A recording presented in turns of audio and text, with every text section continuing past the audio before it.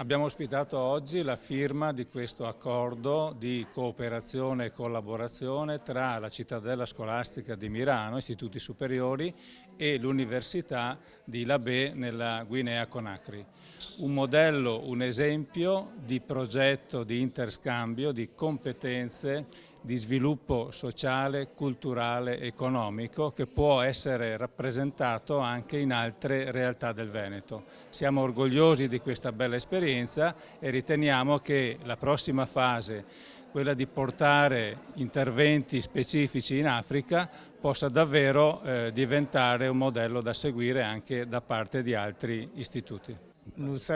Questo progetto di cooperazione tra il nord e il sud, tra la cittadella di Mirano e le 3 scuole che ne fanno parte e l'Università di Labè, ha reso possibile l'installazione di un impianto fotovoltaico nell'Università di Labè per illuminare i locali dell'università. Lo sviluppo futuro consiste nel creare un progetto di formazione per i giovani in modo tale che si faciliti il loro impiego e si eviti la loro migrazione e creando così la possibilità per i giovani di creare il loro percorso nel loro territorio. Pour les jeunes, pour les enseignants, et c'est ce que nous saluons.